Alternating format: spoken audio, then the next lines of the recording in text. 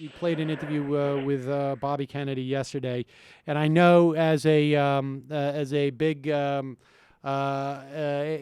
history guy, is that a word? I don't Like know. yourself, You can Cliff. make it up and say it. I know that you're a JFK buff when it comes to sort of his assassination and whatnot.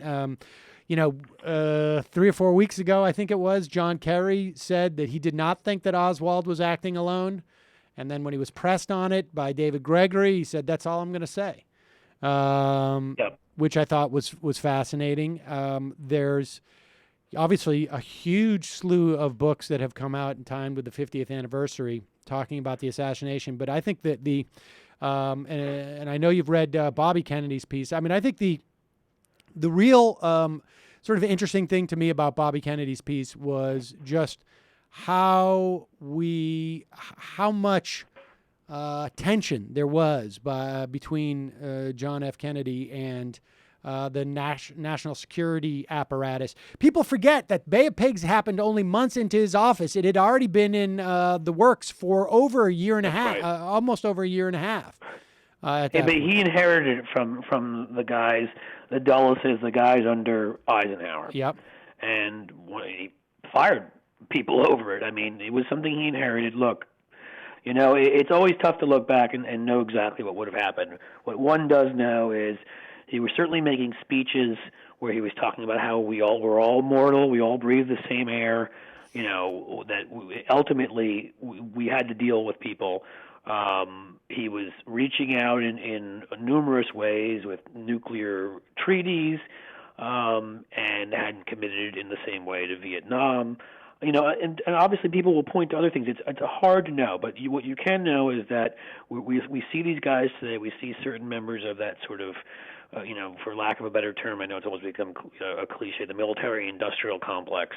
There was a lot of hatred for him. There are people that felt that we should have nuked Cuba during the Cuban Missile Crisis on the far right. They're the Ted Cruzes of the day. There was people who wanted to nuke in the chain of command, who wanted to preemptively nuke the Soviets. Bombs away LeMay and General Edwin Walker and some of these nuts, the General Boykins of their day. Yep. And so, he stood up to that. And again, I can't. I've read dozens of books on this. It is something where I became a bit of a buff for a while on this. And all I can say is, there's too many. There's just a few areas that don't add up. I don't believe for a second that Oswald was acting alone. I don't believe I have all the answers. I never will.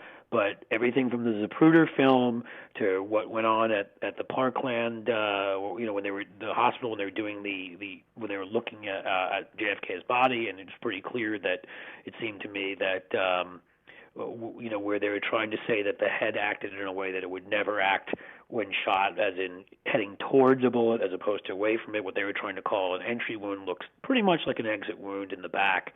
The numerous people that saw smoke, coming from the grassy knoll. The fact that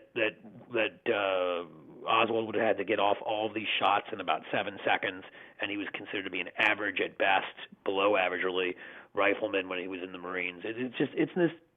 Too many things don't, and of course the magic bullet theory given to us by Arlen Specter is something to behold. There's too much there.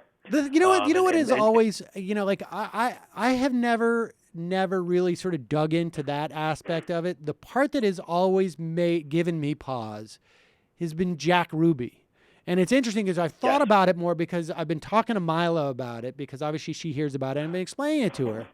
And she said, so it's John F. Kennedy was killed by Harvey Oswald. And she said, why did he kill him? And, it's easy to answer for an 8-year-old. I'm not going to go in, it could have been the Cubans. It could have been the mafia. It could have been, Lyndon Johnson. I mean, you could go on and on.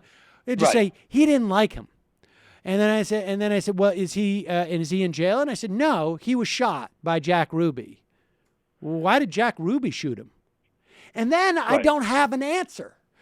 Jack Ruby supposedly shot him because he was protecting the name of Dallas. But Jack Ruby was from Chicago. Why did he care about Right. what happened in Dallas? And Right, I mean, Jack Ruby was this mafia he was guy. a nightclub owner. He had mob connections. The mob had been some people that Kennedy had worked with in some of the Castro and other plots, and had turned against them because of Robert Kennedy going after the mob. The mob was hugely connected to the intelligence apparatus in terms of the contracts and things done. I mean, there's this stuff where you could go deeper into it, where there's less proof, and then there's the very base stuff like this, which I try to stick to. I mean, should we believe that, for example, Woody Harrelson's dad, Charles Harrelson, who killed a federal judge, who people believe, was one of the winos who was arrested that day and disappeared? There were these 3 winos arrested, right? There are pictures of them and everything. Somehow they disappeared. He claims now, he's claimed, or I don't know if he's still with us, but he did, when he was in jail, that he eventually killed a federal judge. He claimed he was one of them who was there. All right. I mean, stuff like that, not so much harder to prove, and you're getting much deeper into conspiracy theory. But stuff like what you just said, why would Jack Ruby do it? How the hell does he get into a police station when they're marching out the supposed assassin of the president and get to a position where he can get in place to shoot the guy? Things like that just don't make any sense. Things like, again, Lee Harvey Oswald's ability to shoot and what he would have had to pull off in a very small period of time, hitting with 2 of those shots. All right, very hard to believe. The sound experts who said that there were more than shots than he could have fired. The 4th shot, and others that ricocheted. There's just too much there. We should also remind people that the committee in the mid '70s came to the conclusion, the congressional committee, that there likely was a conspiracy. Yes. And so I don't know how deep it goes and or any of that stuff. I can't believe with the available evidence that Lee Harvey Oswald acted alone. The best argument that I've heard for the Warren Commission cover-up, which seems almost now to be, in some ways, at least to some degree, almost like creeping into conventional wisdom, is that they were concerned that because there was a foreign, sort of involvement in some way, maybe Cubans or whatnot, that it would cause World War III. I mean, it doesn't have to be some type of conspiracy in this situation. The answer does not have to be as nefarious as it could be. It could be less. That's exactly right. Nefarious. You know what the answer? I just let me say quickly. I know we've got to go, but the answer seems to be very simply. I mean, people need to learn lessons. They need to look at what the CIA was doing in Guatemala, Iran, places like that. The kinds of coups that were happening. And I'm not saying the CIA was necessarily involved, although there could have been rogue members. You don't know, but you need to look at what was going on with the intelligence apparatus back then. What was going on with organized crime, and just sort of at some point try to use some common sense. And that brings me back to what you're saying right now, which is we can't ever know for sure, but just take a look, at what the establishment does today in Washington, D.C. The establishment does not trust the people of this country with all sorts of things. We know that, right? They think that people are just not able to understand things and are not trustworthy. We talk about it all the time, whether it's, why we need to cut Social Security, and I mean, it's just the establishment knows better. Whatever polling tells you, most people think they're convinced they know better.